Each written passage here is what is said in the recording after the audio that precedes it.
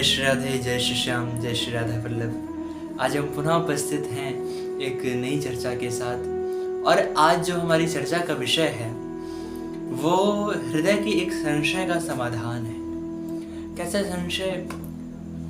देखिए, एक पंक्ति आपने सुना होगा कि जो चिंता होती है वो चिता के समान होती है और चिंतन जो होता है वो अमृत के समान होता है।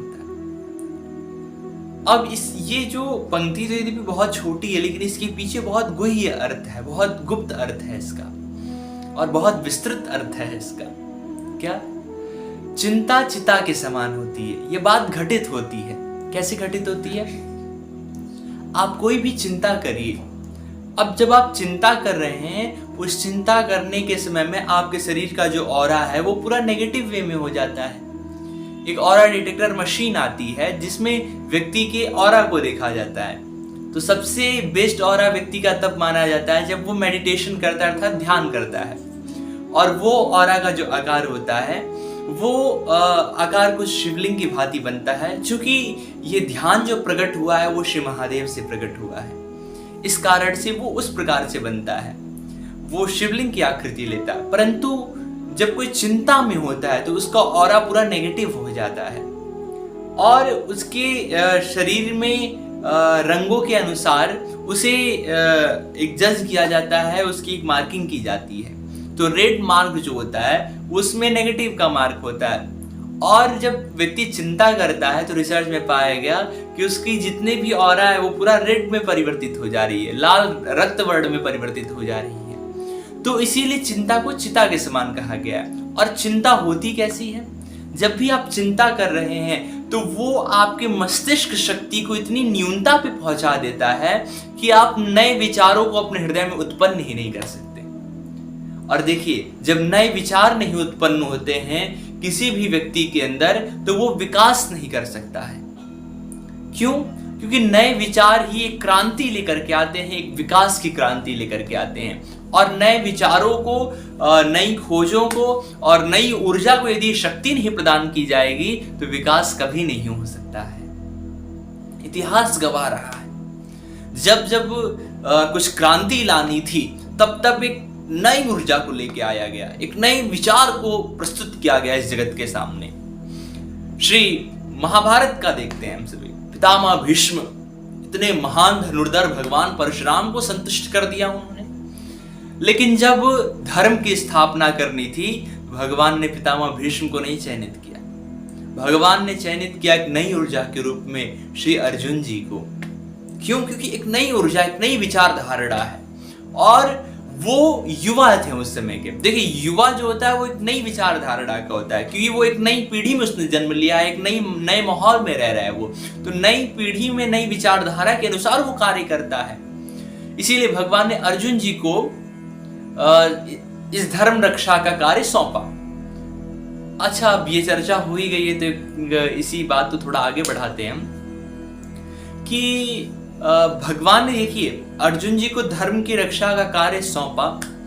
तो बस ऐसा नहीं कि उनकी जो नई ऊर्जा थी उसी के भरोसे सब कुछ छोड़ दिया। भगवान ने यहाँ पे कुछ और भी किया।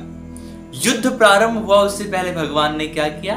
श्रीमद् भगवद गीता जी का ज्ञान दिया। भगवान ने गीता जी का ज्ञान दिया। उससे पूर्व इन्होंने आचार्यों से शिक्षा ग्रहण करी। भगवान ने थोड़ा अच्छा खासा संघर्ष इनके जीवन में दे दिया ताकि ये समझ सके जो हमारे जीवन के मूल्य होते हैं, उन मूल्यों को वो समझ पाए। और वो जीवन के मूल्य समझाते हैं, वो संघर्ष का समय समझाता है। अब यहीं पे हमारी बात जो है इसमें आगे संबंधित होती है। ये दो तरीके से संबंधित हो रही है। पहली बात तो जहां से हमने शुरू की चिंता की, कि जब चिंता व्यक्ति करता है तो नए विचार नहीं उत्पन्न होते हैं। नया विचार और नई ऊर्जा जब नहीं उत्पन्न होती है तो विकास नहीं होता है। और दूसरी बात जो से संबंधित हो रही है, जहां पे श्री अर्जुन जी के विषय में हम सभी संघर्ष की बात कर रहे थे। तो जब संघर्ष का समय आता है तो उसके साथ कहते हैं ना कि हर एक सिक्के के दो पहलू होते हैं। हर एक समय के भी दो पहलू होते हैं, एक अच्छा एक बुरा। संघर्ष अच्छी चीज भी है, बुरी चीज भी है। और यही दो ऐसी चीजों को लेकर के आता है ये दो चीजें संघर्ष जो अपने साथ लेकर के आती है, यही है हमारी चर्चा का आधार। चिंता और चिंतन, ये दोनों चीजें लेकर के आता है। अब एक साथ आप दो नौकाओं पे तो चढ़ सकते नहीं है। आपको यदि किसी नदी को पार करना है, आप सोचिए एक पेरिस नौका में रख लें, एक पेरिस नौका में रख लें और पार कर जाए नदी, संभव है? नहीं संभव है। एक नौका में चढ़ना पड़ेगा। अब एक नौका में छेद है और एक सुदृढ़ नौका है, और आपको ये बात पता भी है, लेकिन जानबूझ के आप उस छेद वाली नौका में चढ़ जाए तो गलती तो आपकी हो गई। बस यही बात है चिंता की। अच्छा, चिंता, अब हम ये कह दें कि चिंता मत करिए, तो ये वही बात हो गई कि मैं आपको बस ज्ञान दे दिया हमने। ये बात घटित नहीं हो सकती, क्योंकि चिंता ऐसी चीज है ना चाहते हुए भी आ ही जाती है। अच्छा ठीक है, चिंता आई, जैसे कोई भी चीज है, सबसे अधिक चिंता जो इस आयु में होता है, युवावस्था में होता है बच्चों को, अथवा कोई भी चिंता हो, 2-3 उदाहरण भी ले लेते हैं हम, कि उस चिंता तो आएगी, स्वाभाविक रूप से वो चिंता आपके ऊपर हावी होगी, लेकिन आप हावी होने दे रहे हैं उसे या नहीं होने दे रहे हैं, ये आपकी कुशलता है। इसी कला को आपको सीखना है। कैसे सीखना है? जैसे कोई चिंता आई तो हमारे गुरुदेव बड़ी अच्छी बात बताते हैं, लोग चिंता में डूब जाते हैं। चिंता में डूबना नहीं चाहिए। फिर क्या करना चाहिए? चिंता आई, हमारे मस्तिष्क में बात आई कि हमारा जो करियर है, हमारा भविष्य जो है, इस मार्ग में कैसे बनेगा। अब यहाँ पे दो स्वभाव वाले लोग हैं। एक जो डूब गए, हमारा करियर कैसे बनेगा, कुछ काम नहीं बन रहा है, क्या करें हम, पढ़ाई लिखाई भी कर रहे हैं, सब कुछ कर रहे हैं, हमारी नौकरी नहीं लग रही, ये नहीं हो रहा, वो नहीं हो रहा, इसी में डूब गए, और जो उनका लक्ष्य था उस लक्ष्य से ये भटक गए। अच्छा, उस लक्ष्य से जब ये भटक गए तो एक वो ऐसे मार्ग पे चले गए जो उनको अधोगमन करा रही है, ऊर्ध्वगमन नहीं करा रही। अधोगमन समझते हैं? मतलब नीचे की ओर जाना, ऊर्ध्वगमन मतलब ऊपर की ओर जाना। तो ये जो चिंता होती है वो इतने डीप, कहते हैं चिंता में डीप में व्यक्ति जाता है। डीप मतलब नीचे की ओर, डीप ऊपर की ओर तो होता नहीं, ऊर्ध्वगामी शब्द तो है नहीं, ये अधोगामी शब्द है। तो व्यक्ति कहते हैं चिंता में डीपनेस में चलाया जाता है, और डीपनेस से डिप्रेशन शब्द आया है। फिर कई तरीके की चीजें आ जाती है चिंता से, बस ये चीजें आपके ऊपर हावी होने लग जाती हैं और आपके मस्तिष्क को इतना न्यून कर देती हैं, ये शून्य बना देती हैं कि आपका मस्तिष्क नए विचारों को नहीं सोच पाता है, और जो प्राप्त होने की संभावनाएं हैं वो भी नष्ट हो जाती है। तो क्या करना चाहिए? चिंता आई, कोई बात नहीं, हमारा करियर नहीं बन रहा है, ये बनेगा कैसे? हमें नौकरी करनी है, हमें टीचर की नौकरी पानी है। अब टीचर की नौकरी पानी है तो हम बीएड का एग्जाम देंगे। अब हम बीएड का एग्जाम दे रहे हैं और उसमें हम सोचे जा रहे हैं कि नहीं हमारी नौकरी नहीं लग रही है, हमारी नौकरी लग जाए। अरे पहले आप तैयारी करिए, थोड़ा समय लग रहा है तो वो समय आपकी परफेक्शन के लिए आ रहा है, वो आपकी नई कलाओं को उभारने के लिए समय आ रहा है। देखिए, आपका जो संघर्ष का समय है वो सबसे अनमोल समय है। आपकी सफलता से बढ़कर के आपका वो संघर्ष का समय है। और कहते हैं ना कि संघर्ष जो होता है व्यक्ति के जीवन में बहुत कुछ सिखाने आता है, और संघर्ष हमारे जीवन का एक अभिन्न भाग है। आप सोचिए कि आप संघर्ष से मुक्त हो सकते हैं, संभव नहीं है। संघर्ष से मुक्ति नहीं मिलती है। संघर्ष आपके जीवन का अभिन्न भाग है। क्यों? क्योंकि व्यक्ति हर एक क्षण सीखता है कुछ ना कुछ।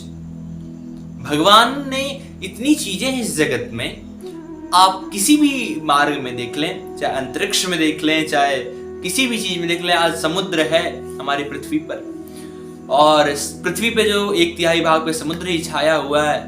तो कहते हैं कि हम समुद्र से, जो हमारी पृथ्वी पे ही समुद्र है, उससे ज्यादा तो हम अंतरिक्ष के विषय में जानते हैं, समुद्र से ज्यादा। तो हम अभी कितना कम जान रहे हैं, हमारा ज्ञान कितना कम है अभी। इस बात का आपको यदि अनुमान लगाना हो तो आप किसी भी चीज की हाईनेस को देखें कि कितनी हाई चीज है। कोई भी चीज, ये अलग ही विषय प्रारंभ हो जाएगा, लेकिन प्रमुख चर्चा जो है कि आपको कोई भी चीज दिख रही है कि ये बहुत बड़ी चीज है, तो उस बड़ी चीज से भी बहुत बड़ी चीजें हैं, उन चीजों पे आप ध्यान दीजिए। उन चीजों पे जब ध्यान देंगे आप, तो वो चीज जो आपको बड़ी लग रही थी वो बहुत छोटी लगने लग जाएगी। बस यही चीज है, इसी चीज को समझना है। समाधान है हर एक चीज का, अब उस समाधान को आपको ढूंढना है। बस आपके मन में चिंता आई कि हमारे पास धन नहीं है, आप मन में सोचिए कि धन प्राप्ति का उपाय क्या है, समाधान क्या है। अब यहां पे चिंता के साथ जो सबसे अनमोल चीज संघर्ष में प्रदान करता है, चिंतन, इसका आश्रय मिल जाता है आपको। आपने सोचा हम जब आप समाधान की ओर बढ़ेंगे, जब आप उस चिंता में डूब जाएंगे, ना समाधान मिलेगा ना उसका कोई निष्कर्ष निकलेगा। अभी तो वो चिंता आपको ऐसे ही बना देगी, आप कुछ नहीं कर पाएंगे। परंतु हाँ, जब उस चिंता के मार्ग को छोड़ के आप चिंतन के मार्ग पे थोड़ा आगे बढ़ेंगे, इसका समाधान क्या है, तब जाकर के आपको एक नई दिशा प्राप्त होगी। और वो चिंतन, उस चिंतन का ऐसा प्रभाव है कि आज मनुष्य जाति इतनी विकसित हो पाई है, तो इस चिंतन की ही देन है। आर्यभट्ट जी ने शून्य की खोज करी। चाहे किसी ने भी जो खोज की गई, जितनी बड़ी बड़ी खोजें हुई हैं, एक एक का नाम लेने लग जाए तो बहुत लंबा विषय हो जाएगा। शून्य की इसलिए बात करी क्योंकि शून्य गणित का एक मूल आधार बना है, और गणित जैसा जो कठिन विषय है उसको एक सरलता प्रदान की है शून्य ने। तो ये किससे प्रकट हुआ? ये चिंतन से तो प्रकट हुआ। ऋषियों ने जो टीकाएं लिखी हैं, ऋषियों ने जो शास्त्रों का चिंतन करके लिखा है, तो चिंतन का ही तो आधार मिला है इसको। तो चिंतन बहुत बड़ी चीज होती है, और आप उस चिंतन का प्रयोग यदि उस समाधान को ढूंढने के लिए करेंगे ना, बहुत सरलता से वो चिंतन आपको प्रदान कर देगा समाधान। बस आवश्यक है तो चिंता के मार्ग को छोड़ के चिंतन के मार्ग पे आगे बढ़ जाइए, और जैसे आप चिंतन के मार्ग पे आगे बढ़ें तो वो चिंता तो तुरंत छूट जाएगी और चिंतन रूपी अमृत आपको प्राप्त हो जाएगा। और उसका जो परिणाम होगा वो क्या होगा कि आप जिस समस्या में फंसे हुए बड़ी सरलता से उसे पार हो जाएंगे, और वो चिंता आप पे हावी नहीं होगी, तो आपके मुख की प्रसन्नता, आपके हृदय की शांति को भंग नहीं कर पाएगी कभी। तो देखिए, ये चर्चा जो हमारी आपके बीच होती है, चिंतन का विषय है। चिंतन बहुत बड़ी चीज है, समझने वाली चीज है। जब इसमें आप थोड़ा समझेंगे और एक चर्चा के विषय में इसको लेंगे, तब आप समझ पाएंगे चिंतन क्या है। और वही बात हो गई कि मूक अस्वादवत कहते हैं।